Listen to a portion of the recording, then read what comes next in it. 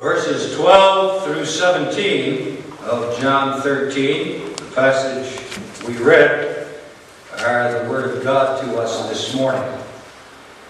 So after he had washed their feet and had taken his garments and was set down again, he said unto them, Know ye what I have done to you? Ye call me Master and Lord, and ye say, Well, for so I am. If I then, your Lord and Master, have washed your feet, ye also ought to wash one another's feet. For I have given you an example, that ye should do as I have done to you. Verily, verily, I say unto you, the servant is not greater than his Lord, neither he that is sent greater than he that sent him.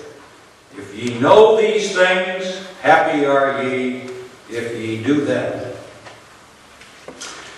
It may well be that we are reluctant, beloved, to speak of the suffering of Jesus Christ as an example for us.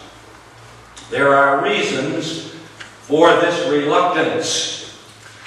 For one thing, we know as Reformed Christians that the suffering of Jesus Christ was unique in every respect. It was unique with regard to the person of him who suffered. His person was and is the person of the eternal Son of God, the second person of the Trinity in human flesh.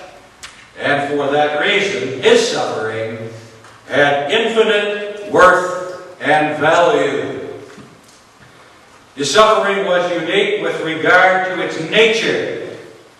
His suffering was the satisfaction of the justice of God in the stead of all those whom Christ had chosen, regarding their guilt in that they have transgressed the law of God. And his suffering was unique with regard to its accomplishment.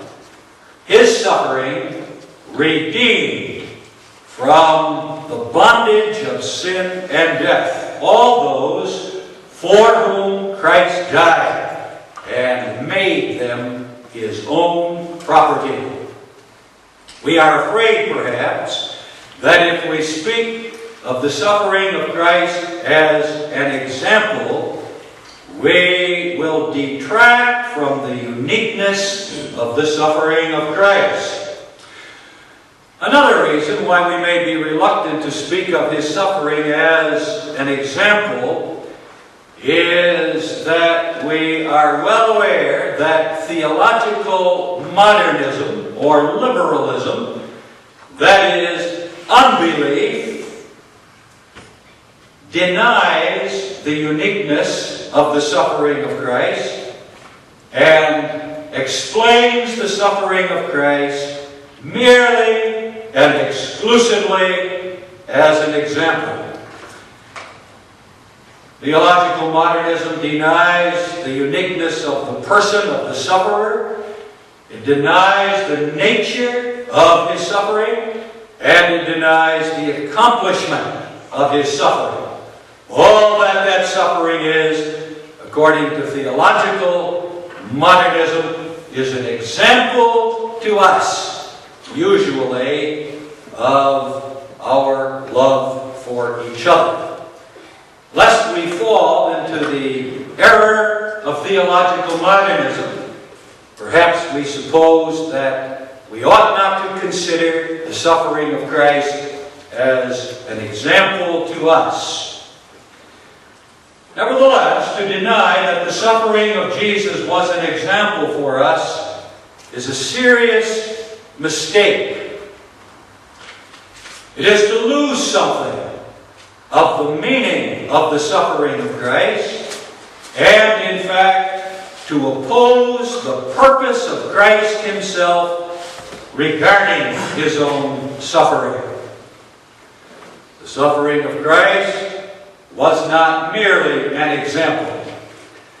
The suffering of Christ was certainly not exclusively an example. The suffering of Christ was not even mainly an example.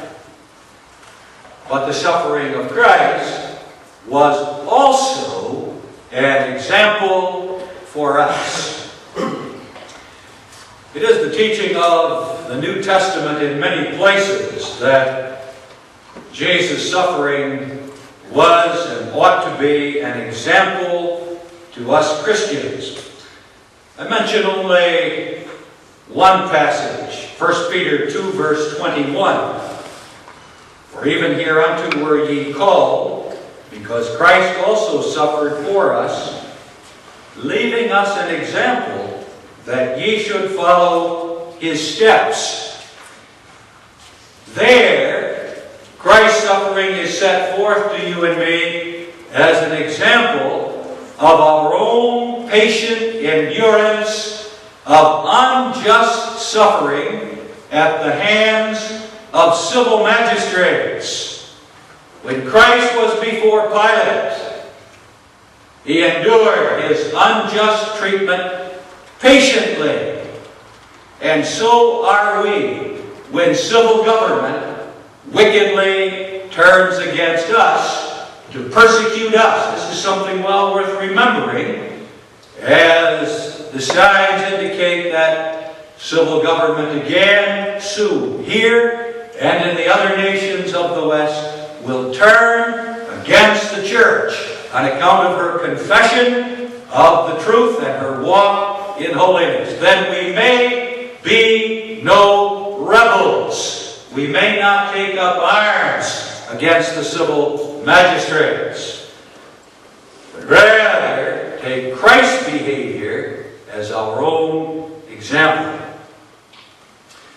In our text, Jesus himself presents his suffering as an example that we are to follow in a certain respect. He presents his suffering as an example with specific reference to that strange act that Christ performed in the upper room with his disciples the night before his crucifixion. As he and the 12 were celebrating the last Old Testament Passover feast, Jesus arose from the table. He stripped himself of his outer garments and wrapped about his middle an apron or a towel. Then he filled a basin with water and stooped down at the feet of the 12 disciples. He washed the feet of the disciples, one after the other, and wiped them with the towel. Having completed that foot washing, he returned to the table and said, according to verse 12, "Know ye what I have done to you?"